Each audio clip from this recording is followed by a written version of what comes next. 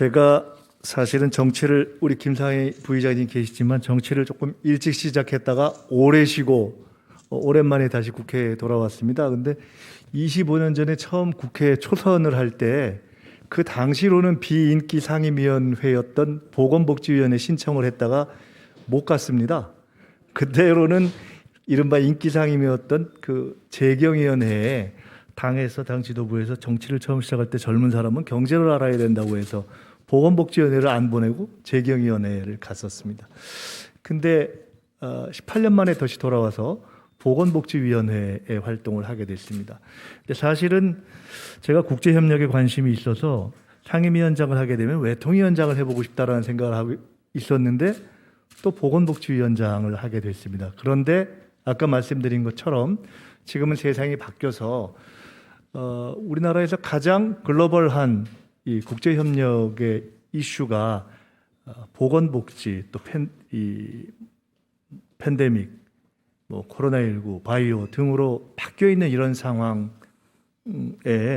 보건복지위원회 또 보건복지위원장이 되고 국회 국제보건의료 포럼 그리고 이번에 아시아 태평양 국제보건 국회의원 포럼의 의장을 지난 4년간은 일본에서 맡았는데 이번에 한국이 이제 가져왔습니다. 그래서 저희가 그 역할을 하게 돼서 이거 참 감사한 일이다 이렇게 생각하면서 앞으로 열심히 소명을 다 해야 되겠다 이렇게 생각을 하고 있습니다.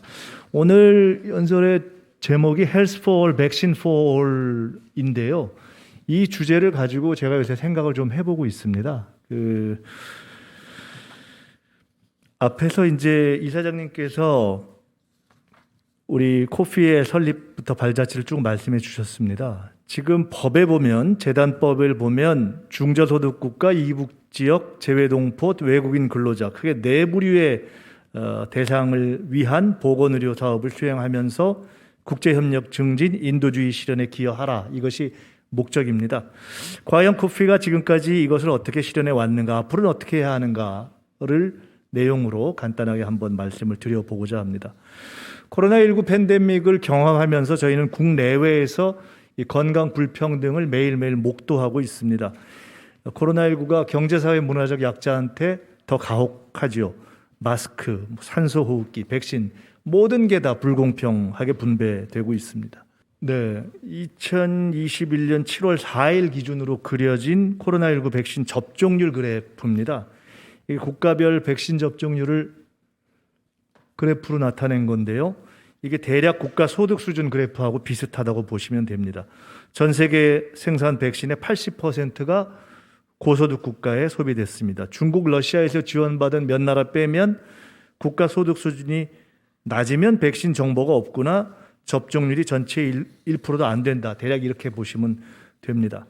1978년에 알마타에서 1차 보건의료 국제회의가 있었고 거기서 헬스포얼이 제기가 됐는데 그 달성 목표가 2000년도입니다.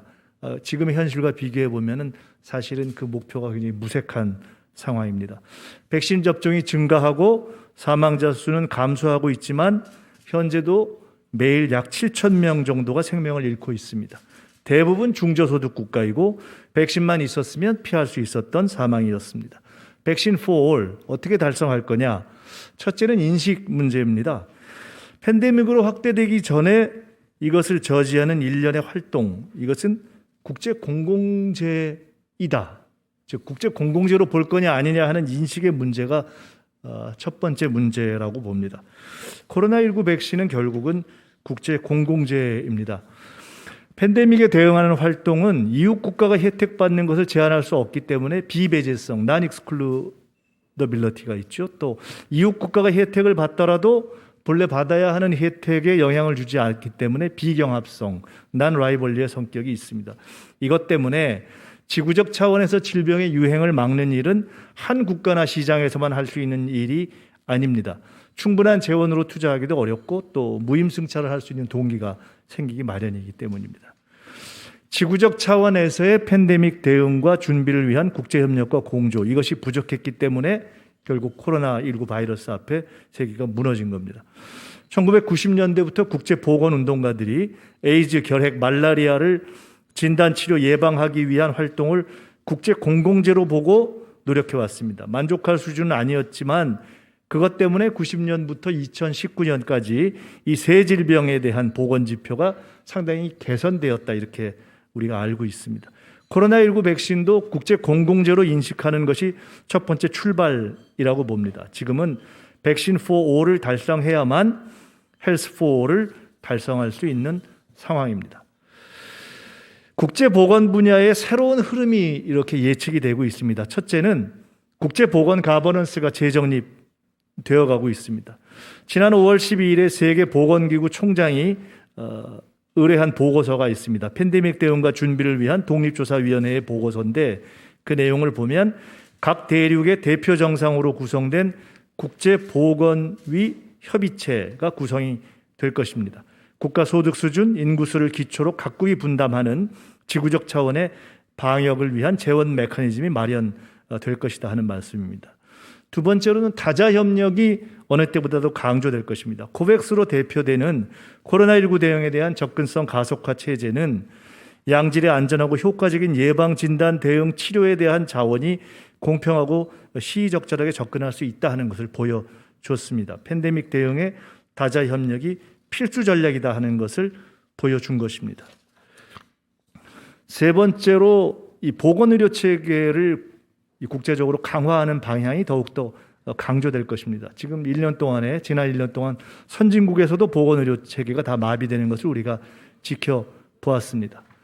급증하는 코로나19 감염자를 위해서 모든 보건의료 자원이 집중돼서 기존에 유행하던 감염성 질환인 에이즈, 결핵, 말라리아 등의 진단과 치료는 제대로 제공되지 않았습니다. 스탑 TB 파트너십에서 최근에 발표한 자료에 따르면 결핵이 코로나19에 대응하는 것 때문에 5년에서 8년 정도 이전의 유행 상황으로 퇴보할 수 있다, 이렇게 분석한 결과가 나왔습니다.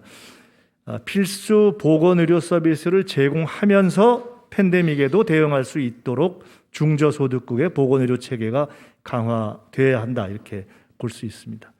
자, 이러한 흐름 속에서 방역 대응 선도 국가로서 한국의 역할 확대에 대한 국제적 기대가 커지고 있습니다. 지난번에 한미 정상회의나 G7 정상회의에서도 확인된 바입니다. 그러면 한반도가 어떻게 할 거냐? 첫째로 사회적 합의가 선행돼야 합니다. 보건의료계의 노력만으로 되는 것은 아니고요. 정부나 또 우리 코피, 또 보건복지부, 학계, 시민사회 등 많은 관계자들이 모여서 논의를 해야 합니다. 어떻게 할 것이냐? 첫째는 보건의료 분야 개발 협력을 위한 국제사회의 노력에 과감한 기여, 특히 재정적 기여가 불가피하게 필요하다, 이렇게 봅니다. 제가 존경하는 김대중 대통령께서는 2001년 9월 25일 세계 정치 지도자상 수상 연설에서 소외된 사람과 가난한 나라의 경제적 안정을 위한 과감한 조치의 필요성을 강조하셨습니다. 지난 6월에 문재인 대통령께서는 G7 정상회의에서 한국 정부가 올해 1억 불, 내년 1억 불을 중저소득국 백신 구매를 위해서 기여하겠다, 이런 발표를 하셨습니다. 지금까지 한국이 발표한 기여금 중에 가장 큰 금액입니다.